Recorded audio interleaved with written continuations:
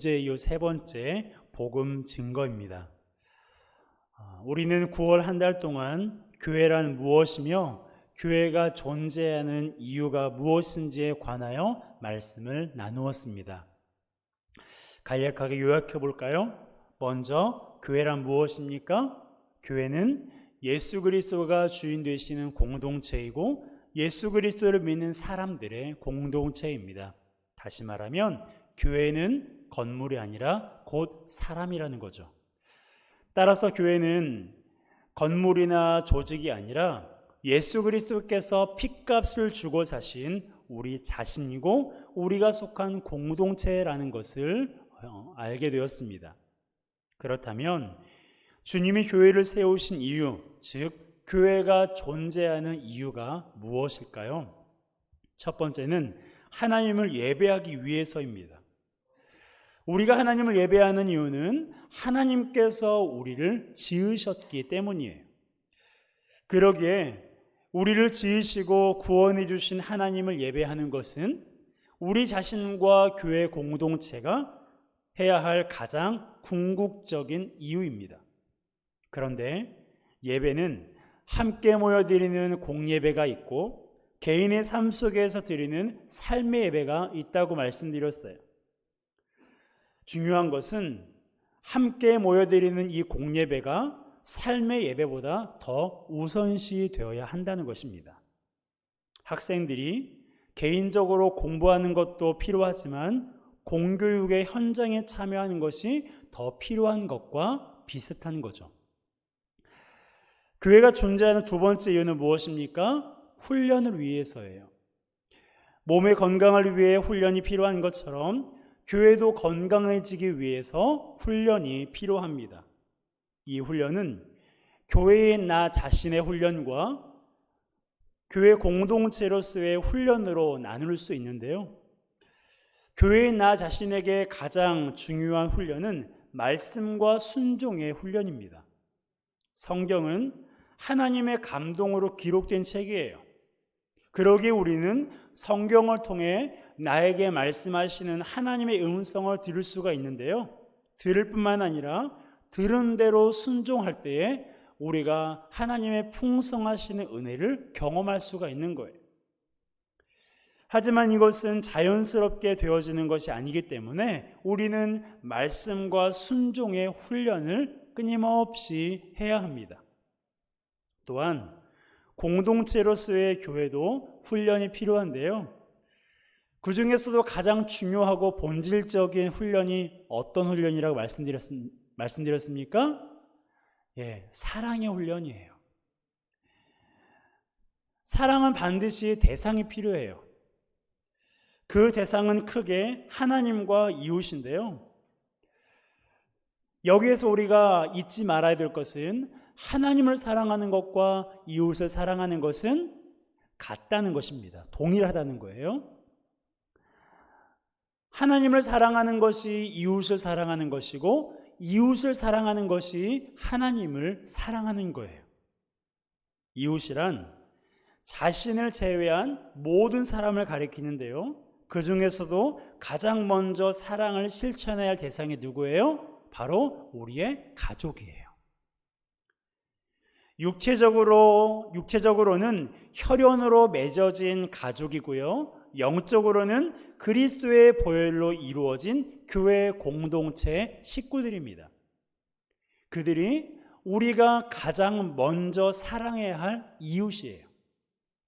그렇게 할 때 더 멀리 있는 우리의 이웃들도 우리가 마음을 다해서 사랑할 수가 있는 것입니다. 이것이 바로 공동체로서의 교회가 해야 할 사랑의 훈련이에요. 이와 같이 그리스도의 몸인 교회가 건강해지기 위해서는 말씀과 순종의 훈련 그리고 사랑의 훈련이 필요합니다. 이것이 우리 회원교회가 존재하는 이유이고 이 땅에 교회들이 존재하는 이유예요. 오늘은 교회가 존재하는 세 번째 이유에 대해서 말씀을 나눌 텐데요. 바로 복음 증거를 위해서입니다. 교회가 복음을 전해야 하는 것을 모르는 사람은 없어요. 그래서 교회들마다 여러 가지 다양한 방식으로 복음을 전합니다.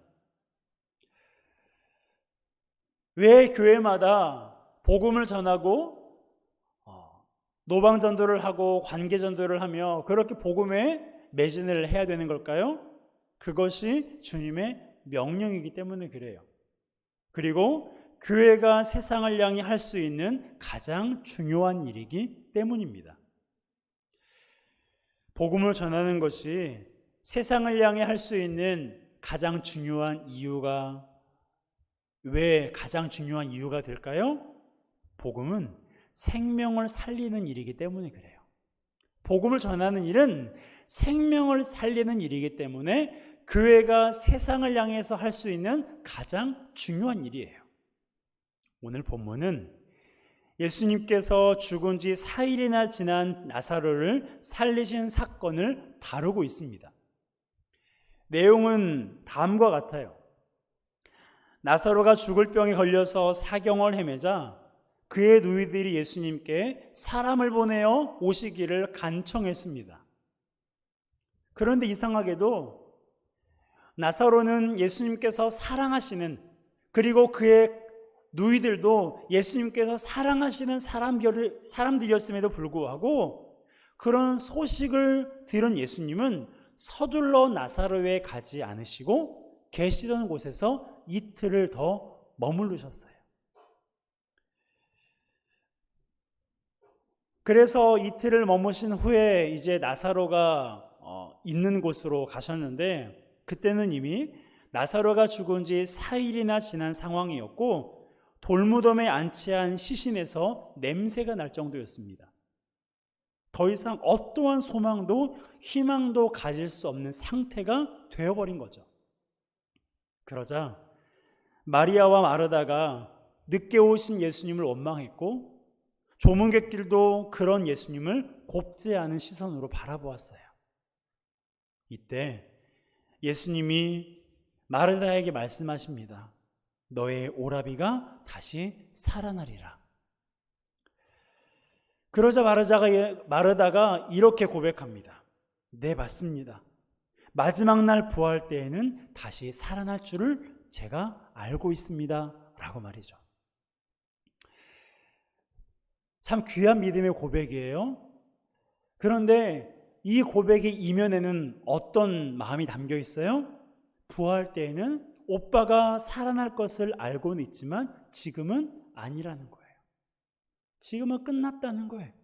지금은 살아나지 않고 살아날 수가 없다는 거예요. 그러자 예수님께서 다시 한번 마르다에게 질문하셨습니다.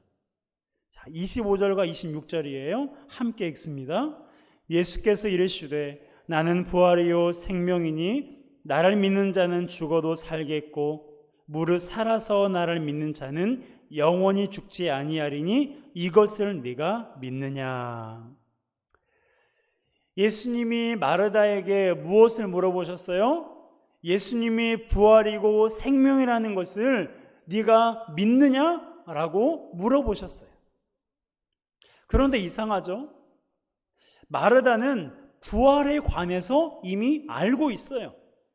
방금 전에 이렇게 고백했잖아요. 마지막 날 부활 때에는 내 오라비가 다시 살아날 것을 알고 있습니다. 마르다는 이미 부활에 대한 지식이 있어요. 믿음이 있었어요. 그런데도 예수님께서는 마르다에게 말씀하시는 거예요. 네가 부활을 믿느냐? 네가 생명을 믿느냐라고 물으시는 거예요. 왜요? 마지막 날이 아니라 지금 너의 오빠가 살아날 거기 때문에 그래요. 마지막 날에 살아나는 것은 당연한 것인데 중요한 것은 너의 오라비가 지금 살아난다는 거예요. 그것이 가능한 이유가 무엇입니까? 예수님이 부활이고 생명이기 때문에 그래요. 그러자 마르다가 다음과 같이 대답합니다. 27절 함께 읽습니다. 이르되 주여 그러하외다 주는 그리스도시요 세상에 오시는 하나님의 아들이신 줄 내가 믿나이다. 아멘. 아멘이십니까? 이 고백을 마르다가 했는데요. 누구의 고백과 좀 이렇게 오버랩이 돼요? 그렇죠. 베드로의 고백과 좀 오버랩이 돼요. 비슷하죠? 주는 그리스도시요 살아계신 하나님의 아들이십니다. 라고 마태복음 16장 16절에서 고백하고 있어요.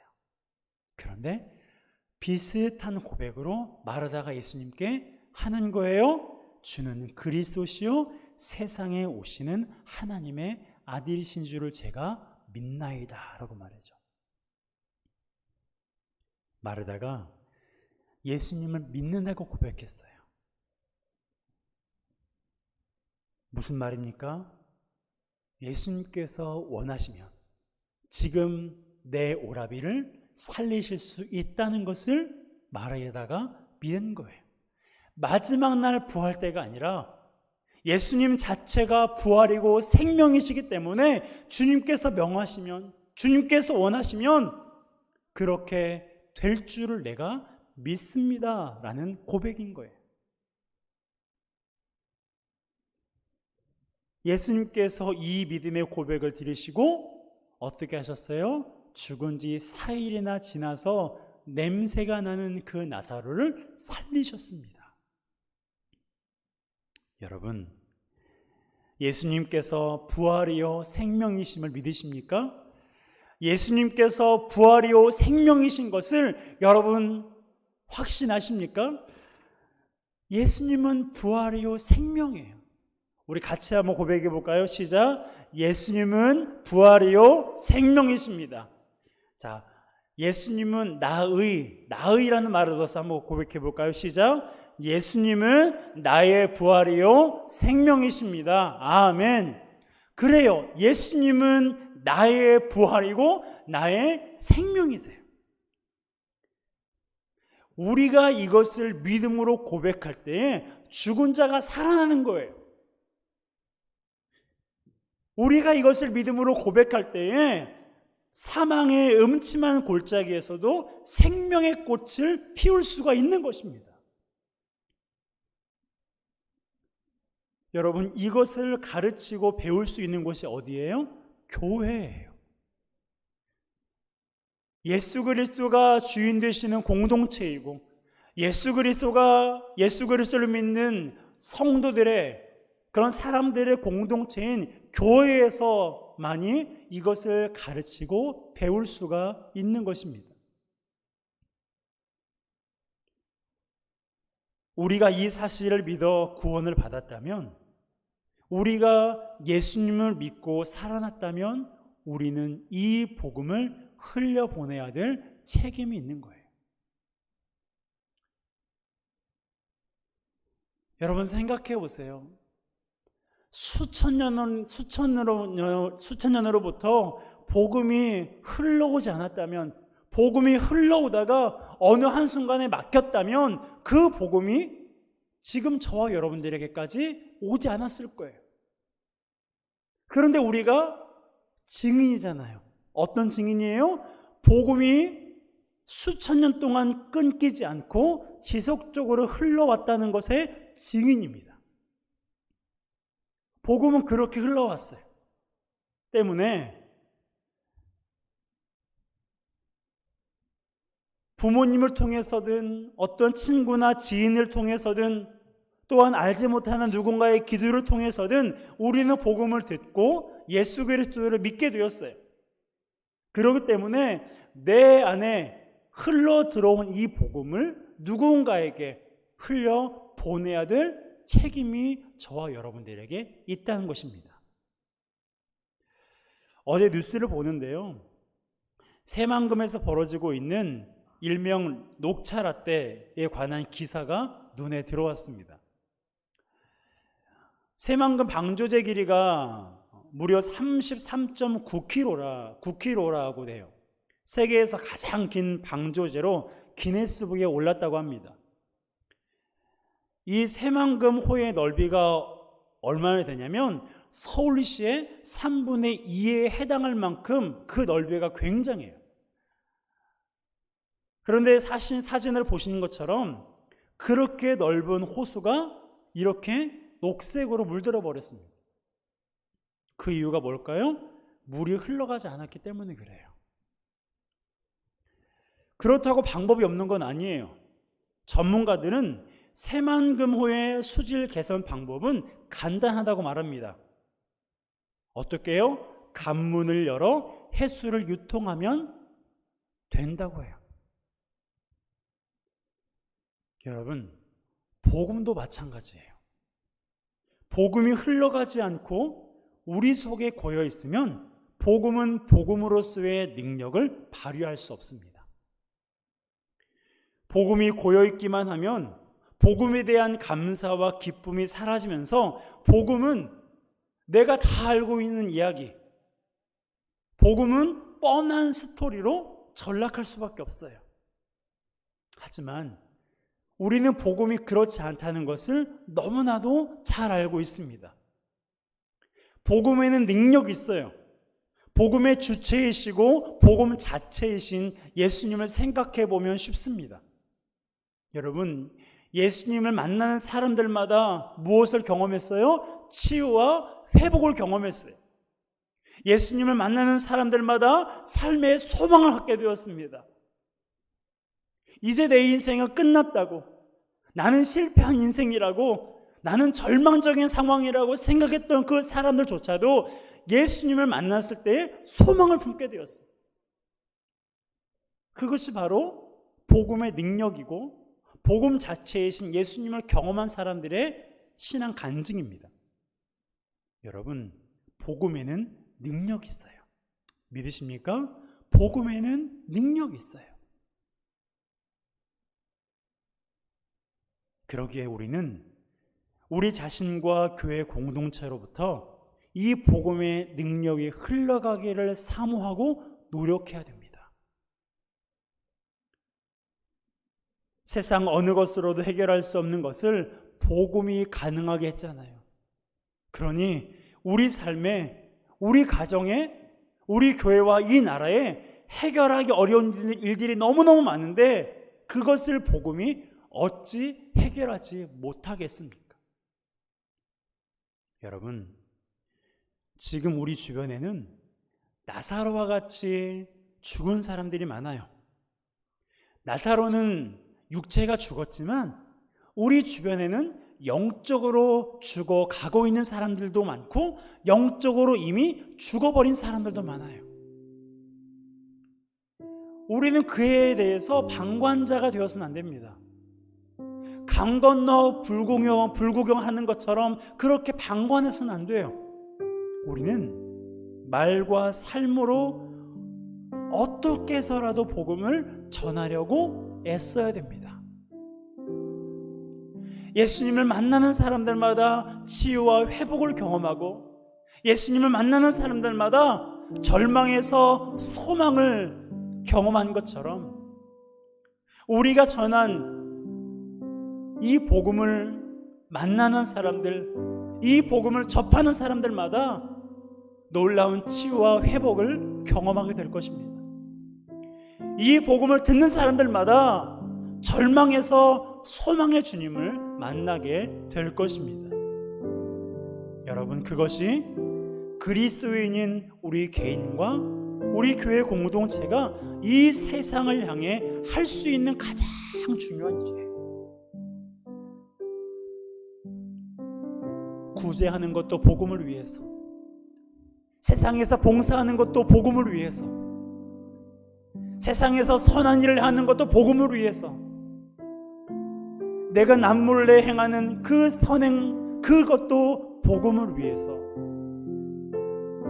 그 일을 통해서, 나를 통해서, 우리 교회 공동체를 통해서 오직 복음만 드러나고 복음이 흘러가는 삶을 우리 모두가 살아야 될 것입니다. 여러분 주변에